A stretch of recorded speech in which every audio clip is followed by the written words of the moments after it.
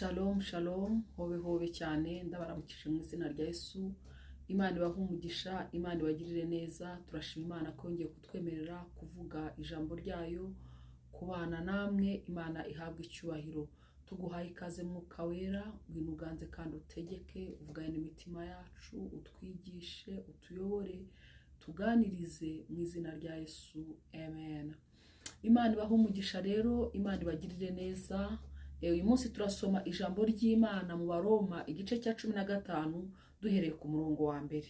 Haleluya. Umutwe w'amagambo aravuga ngo Yesu niwe cyitegerezo cyacu cyo kutinezeza. Ngo twebwe abakomeye dukwiriye kwihanganira intege nke z'abadakomeye, ntitwinezeze. Haleluya. Paulo aravuga ngo rero ngo twebwe abazi ko dukomeye, twebwe abavuga ko twamenye, twebwe abavuga ko tuzi, abakomeye ngo dukwiriye kwihanganira intege nke z'abadakomeye. Nshuti y'Imana, ukwiriye kwihanganira intege nke za mugenzi wawe. Niba mwene so adakomeye, niba mwene so agifite intege nke, niba mwene so ananirwa, niba agifite ingeso, agifite kamere, agifite intege nke mu byo kwizera, mu gusenga, mu gukorera Imana, nshuti y'Imana, ntabwo dukwiriye kumutera umugongo, ntabwo dukwiriye kumwanga, ntabwo dukwiriye kumwigizayo, ntabwo dukwiriye kumukura mu bandi. Ahubwo nshuti z'Imana, ngo dukwiriye kwihanganira abanyantege nke muri twe, abantu bafite intege nke muri twe, yaba mu byo twizera, yaba mu mirimo y'Imana dukora. Tugomba kubihanganira. Hariho abatari babimenya neza, hari atarabisobanukirwa nk'uko wabisobanukiwe, hari abatarabyizera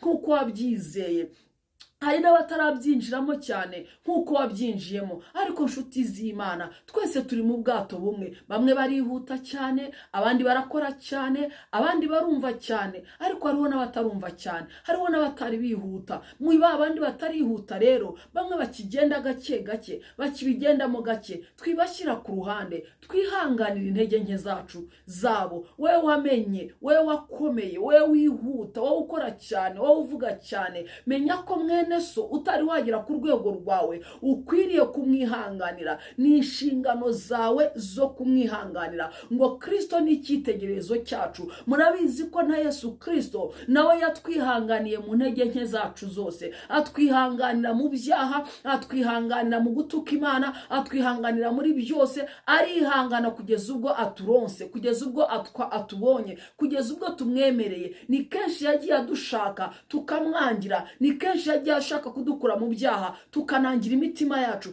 ariko yakomeje kwihangana kugeza igihe tubyumviye, kugeza igihe tubigiriyemo, kugeza igihe dukomereye. Rero natwe bene data, ngo Yesu aduhindukire icyitegererezo kugira ngo tubashe kwihanganira abadakomeye. Haleluya. Ngo ntitwinezeze, twe kwinezeza kuri abandi badakomeye, ngo dukoma amashyi, tubishime hejuru, tubereke ko dushoboye, tubereke ko ibinezeza byacu tubishimireho, tubanezererweho. Oya, manuka uringanire nabo.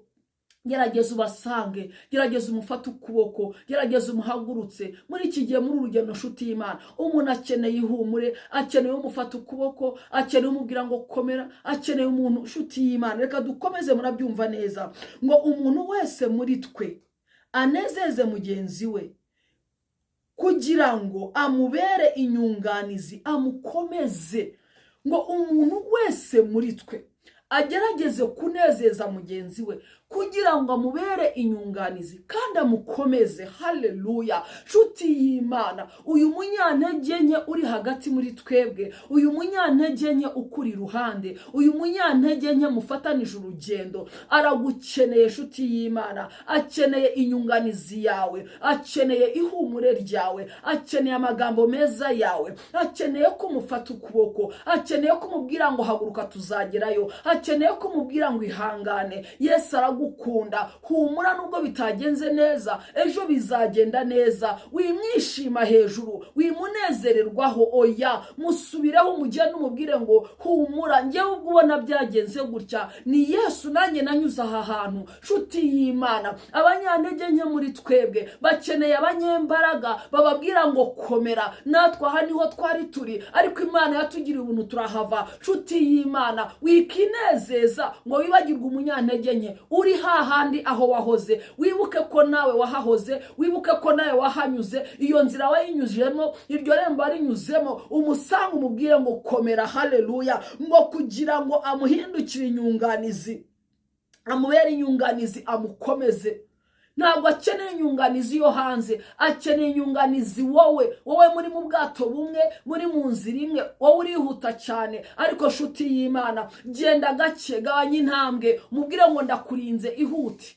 Ndakurinze, ihute, ntabwo ngusiga. Wimusiga cyane ngo umusiga intera nini, aburo ahamagara, aburo wagisha inama, aburo wabwira. Akeneye uwagisha inama, akeneye uwahamagara, akeneye ubwira ngo ndananiwe, yarangiza akamwumva. Nta wundi ni wowe nanjye. Haleluya. Yesu aradushishikariza nshuti y'Imana. Ijambo ry'Imana yagushishikariza kwegera abanyantege nke, riragushishikariza guhinduka inyunganizi y'umunyantege nke. Wimutererana, wimureka. Riragushishikariza kumukomeza. Nubwo ari umunyantege nke, ariko Yesu aramukunda. Nubwo ari umunyantege nke, Yesu aracyamufashe. Haleluya. Imana ishimwe cyane. Haravuga ngo kuko Kristo nawe atinejeje, ngo kuko Kristo nawe atinejeje. Haleluya, haleluya. Ngo nkuko byanditswe ngo ibitutsi bagututse byangezeho.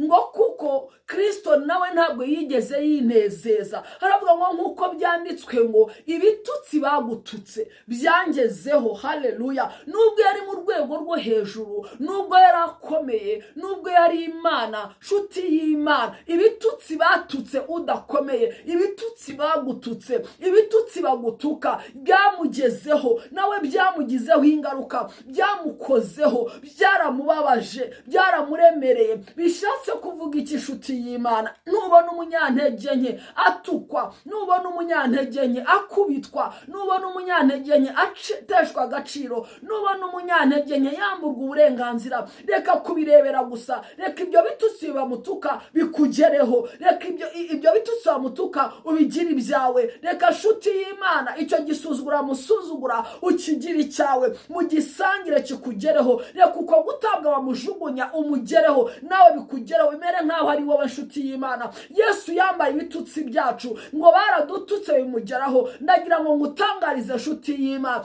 ibyo bitutsi barimo baragutuka, ibyo bitutsi utukwa, hari umuntu uri hejuru yawe ubigeraho. Ntabwo bigarukira kuri wewe gusa, ahubwo bigera no ku mwami wawe, bigera no ku mukunzi wawe, bigera no kuri Yesu Kristo. Ndagira ngo nkubwire nshuti y'Imana, humura, komera. Ibitutsi bagutuka, ibyo bagukorera, Yesu bimugeraho. Ntabwo uri wenyine. Ijambo ry'Imana ngo Yesu ararira. Haleluya. Ngo Yesu asuhuza umutima. Iyo uri murarira, iyo usuhuza umutima, Yesu arirana nawe. Iyo usuhuje umutima, Yesu asuhuza umutima. Iyo amarira atakara, aya Yesu aratakara. Ndagira ngo nkubwire nshuti y'Imana, egera umunyantege nke, egera uwo batuka, egera uwo bacunira inkoni, egera uwo bataye, egera uwo basuzuguye, uwo batesheje agaciro. Haleluya. Kuko Yesu amwitayeho, Yesu aramureba. Ibyo bitutsi nshuti y'Imana, ibyo bitutsi bamutuka, icyo gisuzuguriro, icyo cyangiro, uko guteshwa agaciro, ibyo byose bimugeraho. Yesu arabibona nshuti y'Imana. Wihangane nshuti yanjye, nubwo umusumbaho gato, nubwo wageze kure cyane, nubwo wihuta cyane, ariko subiza amaso inyuma, aragukeneye. Subira inyuma, akeneye ihumure ryawe. Subira inyuma, akeneye imbaraga zawe. Subira inyuma, akeneye ijambo ry'ihumure, akeneye kumuhumuriza. Subira inyuma, umubere imyunganizi. Haleluya. Nurangiza umukomeze. Imana iguha umugisha. Nubikora nshuti y'Imana, uzaba uhagaze mu cyimbo cya Kristo. Nubikora nshuti y'Imana, uzaba uhagarariye Kristo kuri uwo muntu. Kandi nubikora nshuti y'Imana, uwo muntu uzamushoboza kumuhindura umunyembaraga, uzamushoboza kwinjira mu mbaraga, uzamushoboza kwinjira mu butsinzi. Imana igushoboza inshoboze, Imana inshoboze, tumanuke twegera abanyantegenke, twe kwinezeza hejuru y'abanyantegenke. Haleluya. Tunezeze bagenzi bacu, igakunezeza mwene so, igakunezeza mugenzi wawe, icyo umurusha ukimuhe, amagambo meza uyamubwire, umube hafi. Imana izakugirira neza, Imana izagutangaza. Ubwo nibwo Kristo ngo azaba ahindutse icyitegererezo cyawe. Kristo niwe cyitegererezo cyacu. Imana ibahe umugisha, ndabakunda cyane. Amen.